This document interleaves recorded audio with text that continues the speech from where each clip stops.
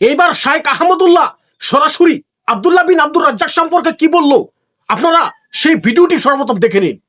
এদেশের একজন প্রথম সারির বড় আলেম, প্রথম 10 জনের একজন হবে। নাম বললে সবাই 100% মানুষ চিনে যাবেন। আমি নাম বলছি না। ওনার ছেলে মদিনা ইউনিভার্সিটিতে তখন পড়ে। আমাকে বলেছিল ব্যক্তিগতভাবে, ভাই, আল্লাহ আমাকে আলেম বানিয়েছেন, মাদ্রাসায় পড়িয়েছেন, ইউনিভার্সিটিতে পড়ালেখা করে অনার্স করেছি। আমি শৈশবে ছোট জীবনে মসজিদ থেকে ধমক খাইছি এক মুরব্বীর।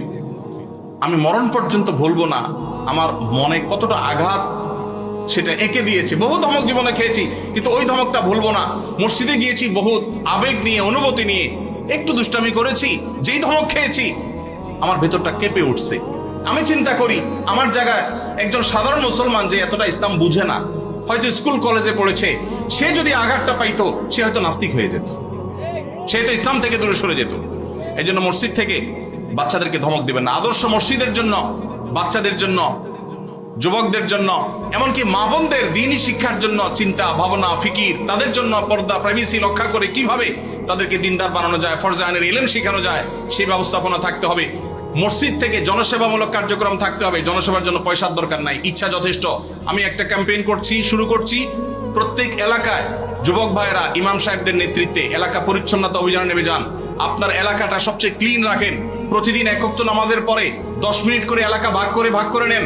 সারের বস্তায় করে সব ময়লা কালা কুড়িয়ে এক জায়গায় এনে সেটাকে জ্বালিয়ে দেন বা শেষ করেন। এলাকাকে পরিচ্ছন্ন করেন। আরো 1000টা কাজ করা যায় পয়সা কড়ি ছাড়া। সামান্য একটু মেহনত করলে, পরিশ্রম করলে দেশের চেহারা আমরা পরিবর্তন করতে পারবো ইনশাআল্লাহ।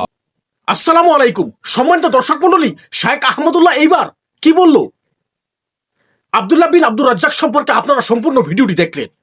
আসলে মসজিদের মধ্যে যখন ছোট বাচ্চারা যায় তখন তাদেরকে উচ্চ গলায় ধমকি দেওয়া আর তাদেরকে ভয় দেখানো একটি বিশাল বড় অপরাধ এবং গুনাহের কাজ।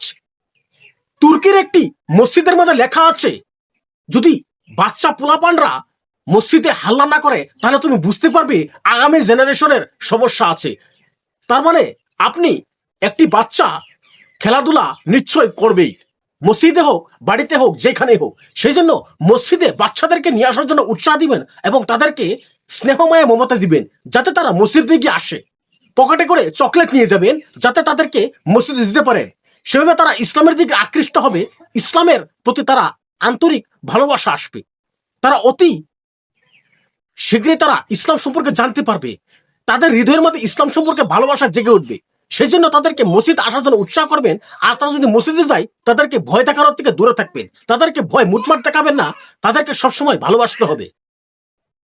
আর এটাই আব্দুল্লাহ বিন আব্দুর রাজ্জাক তার উস্তাদকে বলেছিল।